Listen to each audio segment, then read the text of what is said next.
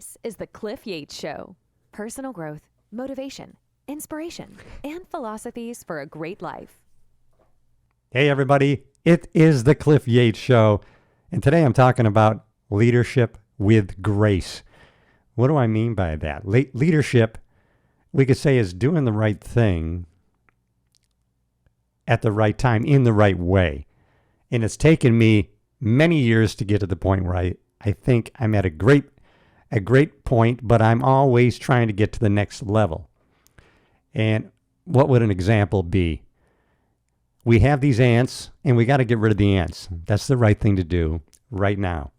So I take out a shotgun and I blast these ants. Very effective, very efficient. Ants, got rid of them. It worked. No, I did it in the wrong way. It was the wrong response, not in balance. Can you imagine? Okay, I got rid of the problem. The ants are gone, and I blew out the windows, broke up the furniture. I created more damage, even though I solved the initial solution. Wasn't the right response. And so that's an example of doing the right thing, getting rid of the ants, but it was an inappropriate method of doing it. And so I was reminded, and I came up with this concept of leadership with grace over the past weekend when we were in New York City. I was watching a video of my man, Ed Milet, and this guy is a leader in this space: personal development, motivation, inspiration, business leadership. And he was talking that he was proud of himself because he was in his nice brand new car, and someone pulled up next to him and revved their engine, challenged him to race, and he said, "I'm not going to race you." And the guy started yelling at him and all sorts of hand gestures, and when Ed just pulled over to make the video saying, "You know what? I didn't get mad. I didn't get angry. I didn't get sucked in to a reaction." And so he was proud of himself. And so after I had seen this, and I was thinking of examples in my own life, my wife and I ended up going out to a beautiful place for dinner in Midtown Manhattan, in the Hilton, right next to Rockefeller Center. Now, I am not overly critical or oversensitive to service that is not up to par, but I am conscious of it, and I am looking out for it, because I'm reading a book now called Unreasonable Hospitality, and it's about a guy who started working in the restaurant business at the lower levels, and then he ended up starting his own business. I believe it was called 11 Madison, and they ended up the first year on the list of the best restaurants, number 50, and they thought that was a win just being on the list, and he eventually got to number 1, basically by unreasonable hospitality. And so when I think of that, it reminds me when I'm out and I'm looking for those kinds of things. Now, you have to kind of look in proportion as to what you're paying, right? I mean, the drive-through at McDonald's, the level you can expect of service is going to be at the bare minimum. And as you get to 3, 4, 5 star, or as you're paying more, you have an expectation of better service. But the man who wrote the book Unlimited Hospitality, I mean, he went above and beyond. How can we do better? And how he got the team in his restaurant always trying to think of ways that they could be of the greatest service in a unique way to each individual, and yet they were able to apply that over and over again. And he came to a point where he got, at first when he was working for these other restaurants, he came across the problems that were involved in the business side of the restaurant as opposed to the service side of the restaurant. And he gave an example where he was the manager in the service side of the business on the floor of the restaurant. And so the restaurant was set up in such a way that there was a flower pot at the end of one of the bars in the restaurant. And depending on where the bartender was, his view would be blocked from customers, and he couldn't see who needed a drink. So the manager moved that moved that pot of flowers to better help the bartender be of better service to the customers. And he got reprimanded and he was corrected and said, that's not your concern. That is not, you stick with the service side. Do not mess with the business side of the restaurant. Although because he was on the floor, he knew that was impinging on the effectiveness of the service side, because that bartender could not see the customer at the end of the bar and know when they needed drinks. And so he was alleviating that problem to get to a better level of service. And so that's when he got into the ideas of bringing together the business and the service side of the restaurant business. And so he did all kinds of crazy things with his staff, with the chefs, with the servers, and to do with their meetings, and to just be above and beyond when it comes to hospitality. He would give an example of people visiting New York, and it was their last meal, and they were talking, wow, we had a great time. We experienced all these wonderful New York things, but we didn't get to experience, a hot dog from a vendor, a street hot dog. And so this guy runs out, and he gets a hot dog from one of the vendors, and he takes it back to the chef. And he said the hardest part was convincing the chef to actually present his hot dog on a plate that he could serve to these people. They could kind of check that box.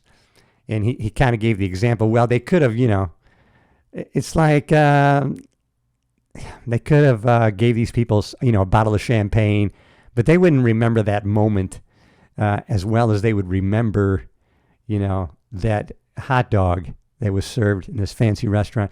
He gave another example. It was a similar type of thing. A family, they had a great time, but it was snowing, and now they never got to go sledding in Central Park. This guy ran out. He got sleds. He had these people taken to Central Park, and they got him on sleds, and they fulfilled that dream for him. And so his example was, no matter how great the meal was, they're probably not going to remember that, but they're going to remember that moment, sledding in Central Park, and at the 11 Madison restaurant provided this service of hospitality. It was above and beyond the expectations that you would normally expect. So where am I getting with this leadership with grace? This is what I'm getting at. So we go out to a restaurant, Midtown Manhattan, and it's, I want to say it's expensive but not super expensive. So it's fine dining for sure, right? Midtown Manhattan. And so, servers are in suits, dressed, bow ties, dressed to the hilt, and it's fancy enough. And so we had reservations, and we get to the hostess station, right? And Yates were here for our reservation, and a waiter walked by me. Now, as I am prone to do, right? I'm friendly, outgoing. Hey, how are you tonight? And he kept walking. No problem. I didn't take it personal. That's one place where I finally have gotten to. Don't take it personal. I'm going to be friendly regardless of the response. But it was noticed by the hostess because she said, oh, he didn't hear you. But I took no notice of it. But I took notice that she noticed it. So she's paying attention to what's going on. We got seated, and who was our server but the guy who no-acked me. But that's all right. And I could tell he was a little disassociated with us. But he was going through the numbers and service. We ordered our drinks, appetizers, and the meal. And then it was a long time. It was a really long time. And so I wasn't, and luckily now, through training and habituating my responses, choosing to appropriately respond to the situation, right? Leadership, the courage to make the proper choices at the time, take action, but in the appropriate proportion. No shotgun to the ants. And so it was taking a long time, and Alba even said to me, wow, we're probably going to get our appetizers before we get our drinks. I mean, that shouldn't be the way it is. And so, I know, you're right. And so, but I wondered, I'm always looking, maybe there's something else going on, something we're missing. And I like to kind of, I will give the benefit of the doubt to the person or the servers. So I'm looking around, and I see our server. He's just shooting the bull with one of his buddies over in the corner. And so, okay, I can see through the back window. I can see the bar. And so maybe the bar, there's a run on the bar maybe. So I'm looking over at the bar. I see nobody at the bar, and I see the bartender. behind the bar. I can just barely, it's through a glass. And so, well, I still didn't want to, I'm not going to challenge the server at this point. Let me go see what's going on at the bar. So I still, not with passion. I'm not feeling any anger at this time. I'm just at this point, what's the best thing I can do at this time to rectify the situation?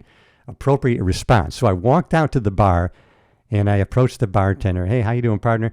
Hey, we ordered some drinks, a Prosecco and a Pinot Noir. And he looked at me and said, from your table? As questioning, because he knew nothing about it. And I go, yeah, from our table. But our server is Chris, and he hasn't been too responsive. And it's been a long, long time. But you haven't gotten that drink order? He says, I'll make it for you right now, indicating he didn't have the drink order. So I guess our server either dropped the ball, forgot, but the bartender, and he immediately made our drinks. So now I take our drinks, not with anger now. So now I have to walk by Chris, who's out near the front station. And I have to walk by him with our drinks. So with a smile, as I walked by him, because he had a look on his face like, oh man, what are you doing walking with your drinks? And so I just said, hey, no worries. I'll do your job for you with a smile. And so then we sat down, and it took about 5 minutes. I get the feeling either he was taking a moment to think about it, or or somebody got a hold of him. Maybe the bartender said something to the manager or said something to Chris. But Chris did come over and vehemently apologize. And now he was definitely engaged with us. He was engaged to the point he could not apologize enough. And hey, listen, no, it's all done. And I told him, listen, we appreciate you coming over and saying this, though. We do appreciate that. So thank you, but it's forgotten. We're all good. And so here's where the grace part comes in. And so I said to Alba, I said, you never know what somebody's going through. So, we're going to give him some grace on this, right? We accept it. It's nice that he came over and apologized. So we'll go forward from here. And she agreed. She was thinking the same thing. She goes, yeah, who knows what may have happened to this guy. Maybe he lost somebody or something happened. Not that you should have to make excuses for poor service, paying big money, but leadership with grace. In other words, I had to do something, right? I had to say, what's going on with our drinks? So I got to take action, right? Double check. Maybe something else is going on. Go check with the bartender. No. Okay, let me have my drinks right here. I'll take care of this. Kind of put Chris on notice, not in an angry way. So an appropriate response to what was going on, and challenging Chris into, hey, this is what you should be doing. You're not taking care of us, but not in an angry way. And so if you respond with too much anger, the problem is, in the past, this worked with me, right? Anger can work. Anger can get the job done. Like the shotgun can take care of the ants. Anger can change behavior. But there's too much fallout from that. If I had gotten mad and angry about not proper service, we haven't gotten our drinks, all of a sudden you're dumping negativity and cortisol, the hormone, into your body that may stay there for 24 hours. You're just harming yourself. So I was glad.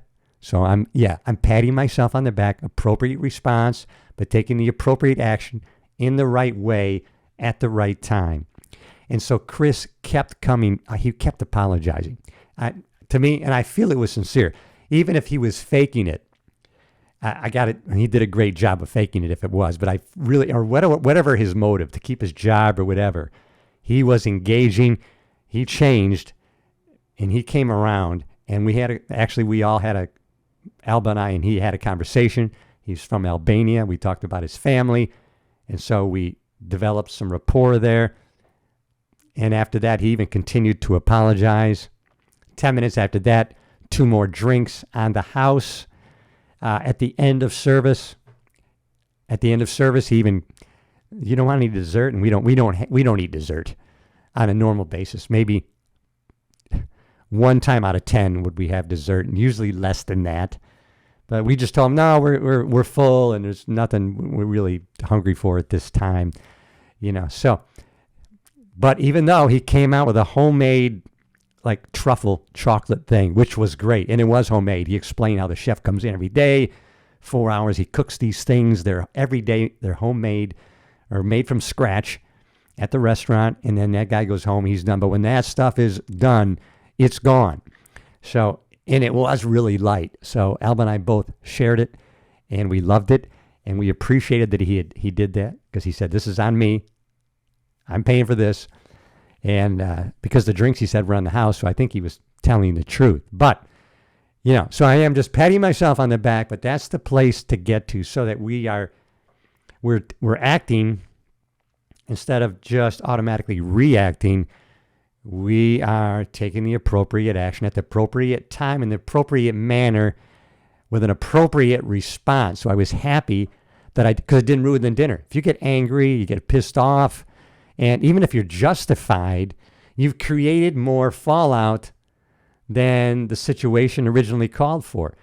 And so I was happy the way that went out. But it reminded me of the story that Ed Milet had told on his podcast, and it reminded me of, my own title is just Leadership with Grace. You never know what somebody else is going through. Although you have an expectation of a certain amount of service, as in the restaurant, you're paying for a certain amount of service, and it's legitimate to expect that amount. And if you're not getting that, it's legitimate to challenge that in some way, not get angry, overreact, not an appropriate response, but to with forethought, make the appropriate action to fix what's going on. And instead of hanging back, right, and sitting with not getting proper service, when you could turn that night around, as it were. And even as a sign to Chris that he was forgiven and that he did the right thing and made it good while he was at the table, because they have a little thing there with your bill with a QR code so you can leave a review. So while he's there, I said, "I'm leaving a review of the restaurant and you, Chris, right in front of you, so you know that I'm sincere about it." And I'm telling you, he was appreciative. He knew I went above and beyond, showing him grace for the initial letdown that he gave us in service. But he turned it around and he made it good. And I wanted to reinforce that, and so that he would continue to serve the next person that might be you guys. And I went a step further, and I actually went back to the bartender, and I told him, "Listen, I want to let you know, Chris, he made good. We had great service after we got our drinks, and he took good care of us. And I just wanted to let you know that he did a great job after the initial slip up." And so he said, "Thank you for letting me know." So I know that he has some kind of probably communication with the manager or Chris, and I think it was right to let him know, because he was my first point of contact when Chris had let us down in the service. But that is what I would think is an example of leadership with grace. You never know what somebody else is going through, and take that in mind in your communication and response to them, even in a situation where you could maybe be expecting more. Someone is not really, they're not performing up to par. So before reacting in not the appropriate amount or the appropriate time and manner, you give yourself a pause and you take the time and you think, what's the best thing that I can do in this situation right now? In every situation, there's a best choice to make. Ants in the house. No shotgun. No. We're going to go a little bit less. We're going to go a different choice. Shotgun will work. On the ants, fallout will be much worse than the situation originated from. That's leadership with grace. And so once you get to the point, it becomes a habit. You'll start to habituate. You don't become a doormat. You don't be a victim at any time. We have no room for victimhood, but we're going to take the appropriate action to change behavior, right? Or rectify a situation. We're going to do it in proper proportion. And that's what I wanted to share with you today. Leadership with grace. So I hope you enjoyed this episode. And if you think someone might need or want to hear this episode, please share it, copy the link, send it in a text, send it in an email. And if you're watching and or listening on YouTube, please subscribe to the channel. We're building our army of positively impacting people. And if you're listening on one of the podcast platforms, subscribe to the channel. Please leave some comments because it tells the computers, hey, people are interacting with the show. Let's show it to more people who like this kind of stuff. As always, you know I love you. I'll see you in the next episode.